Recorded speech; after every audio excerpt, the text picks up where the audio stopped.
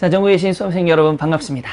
자, 이제부터 여러분들은 한 9개의 구조에 대해서 아마 보실 겁니다. 그런데 이 구조를 제가 이제 좀 나누고 나서요, 구조에 대한 설명을 하고 나서 무엇 할 거냐면 한 3개 정도의 구조가 끝나고 나면 문제가 들어갈 겁니다. 그럼 여러분들은 아마 이게 구조별로 이렇게 나눠져 있을 거예요.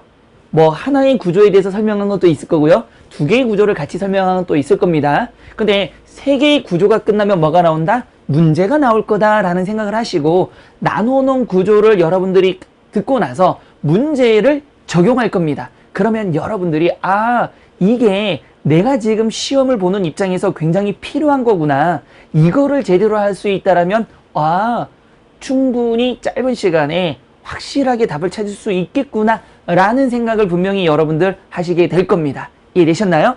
자, 첫 번째 보면 구조 접근. 첫 번째, 지금부터 얘기하는 구조 2가지에 대해서 얘기할 건데요, 이 구조는 전체적으로 PCS나 NCS 또 공기업 민경에 공통적으로 나오는 유형입니다. 자, 이렇게 강조한 이유가 뭘까요? 어떤 특정한 하나의 시험을 준비하는 게 아니라 공통적으로 나오고 있는 시험이 있죠, 분명히. 그러면 여러분들이 물론 PCS를 준비하는 분들도 계실 거고요, 또는 NCS, 공기업 또는 민경 다 있을 텐데 유사한 내용이라면 어때요, 여러분들? 반드시 이거를 익혀두면 내가 굳이 PCS를 하다가 공기업을 한번 봐볼까? 라고 할 때도 어떻습니까? 따로 공부할 필요가 없겠죠. 그래서 제가 그 중에서 가장 공통적으로 많이 나오는 그런 구조들을 취합을 해서 여러분들에게 말씀을 드리겠습니다. 자, 첫 번째 보시면 여러분들 주어부와 서술부라는 게 나옵니다. 근데요, 선생님, 이게 지금 제가 이해가 안 되는 게 있는데요. 뭔데요? 보세요. 독해를 하거나 또는 비문하기로 하는 부분에서 주어부, 서술부라는 게 뭐예요? 그럼 문법에 나오는 거 아닌가요? 그렇게 얘기하는 사람들은 뭐냐면 이제 문제를 내는 사람들이 어떤 형식으로 어떤 구조를 만들고 있는지를 파악하지 못한다라는 겁니다. 단지 한글을 읽고 문제를 풀기만 했다는 얘기예요. 자, 여기서 여러분들이 해야 될 건 뭐다? 결국은 어떤 식으로 문제가 만들어지는지 그걸 알 수 있다면 뭐 할 수가 있겠죠? 접근 방식이 편하겠죠. 자, 그러면 저를 믿고 한번 가보자고요. 주어부와 서술부. 자, 여러분들 잘 보세요. 분명히 이렇게 문장이 있다라면 여기서 주어가 뭘까요? 철수라는 게 분명히 주어가 되겠죠. 됐나요? 그럼 서술어는요, 착하다라는 건 서술어라는 거로 알고 있습니다. 여기 선생님 이 정도는 다 알죠. 자, 그러면 주어부라는 건 뭐냐면 키가 크니 수식하는 게 뭘까요? 철수라는 걸 수식하겠죠. 그러면 주어를 수식하는 모든 것들을 뭐라고 한다? 주어부라고 하는 겁니다. 그러면 이제 눈치가 딱 나온 게 매우가 수식하는 게 뭘까요? 착하다를 수식하죠. 즉 서술어를 수식하고 있습니다. 그러면 이 서술어를 수식하는 모든 걸 가지고 뭐라고 한다? 서술부라고 이야기하는 겁니다. 그러면 주어부, 서술부는 알겠는데요, 이게 왜 중요하죠? 첫 번째, 아까도 얘기했지만 철수가 뭐가 되는 겁니까? 주어가 되는 거죠. 자, 키가 크니 수식하는 게 뭐라고 했습니까? 철수라는 주어를 수식하는 거죠. 자, 그렇다면 우리 이거를 주어부라고 하는데 잘 보세요. 주어부는 뭐냐면 글쓴이가 무엇을 말하고 싶은지를 설명한다는 얘기예요. 글을 쓰는 사람들은요, 여러분들을 똑똑이로 볼까요? 멍청이로 볼까요? 똑똑이로? 삐빅. 똑똑이로 보면 여러분들 이거 문제를 푸는 게 아니라 문제를 내야 되는 사람이 되는 거잖아요. 그러니까 다시 말하면 여러분들을 멍청이로 보는 거예요. 그래서 뭘 한다? 처음부터 내가 뭘 말해줄게, 잘 들어봐 라고 다 이야기를 해버리는 겁니다. 그래서 주어부는 말하고 싶은 화제 대상이 된다라는 겁니다. 즉 글쓴이가 말하고 싶은 게 뭡니까? 철수입니다. 철수가 바로 화제가 되고요, 철수가 바로 대상이 되는 겁니다.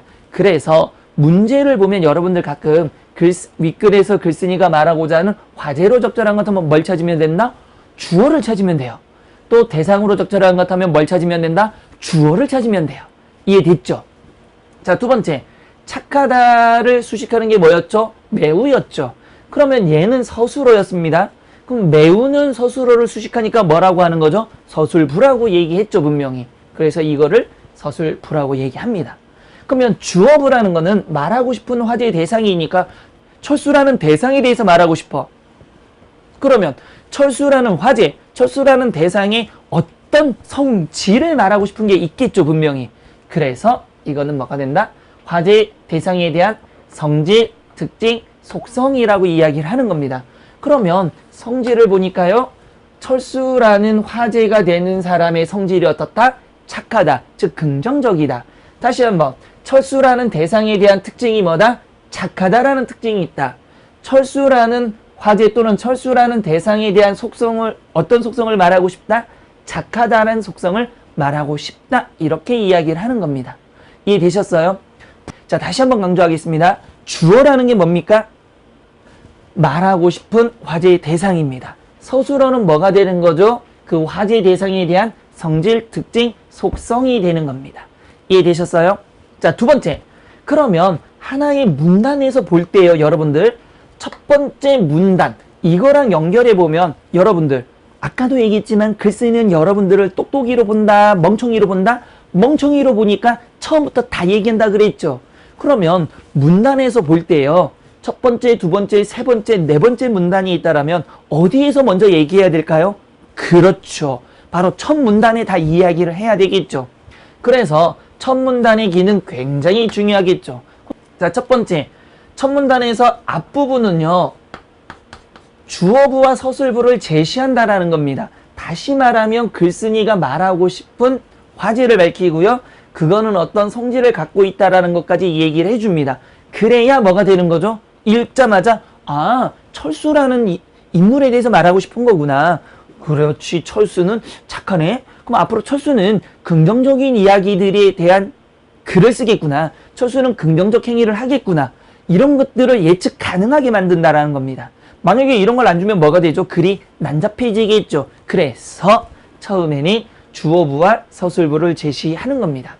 그러면 마지막에는 뭐가 나올까요? 앞으로 전개될 내용을 제시합니다.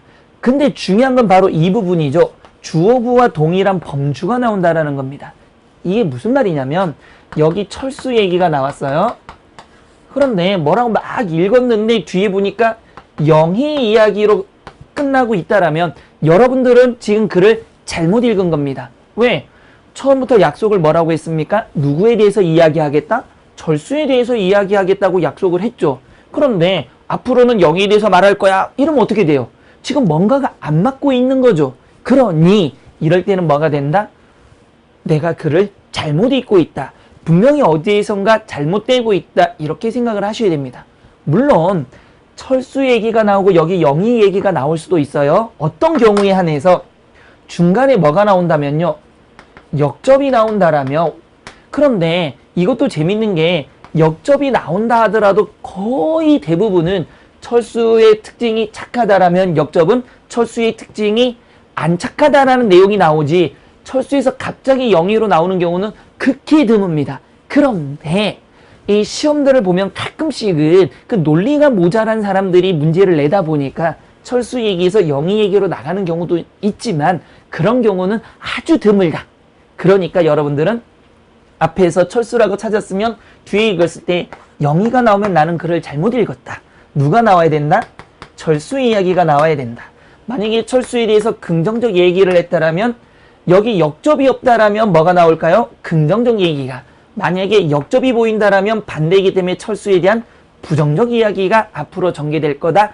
이런 식으로 여러분들이 이해를 한다라면 크게 전체적인 맥락에서 첫 번째, 글의 흐름을 어떻게 봐야 되는지, 글쓴이가 무슨 생각을 하고 글을 쓰고 있는지, 이런 것들에 대해서는 여러분들이 확실하게 알 수 있을 겁니다.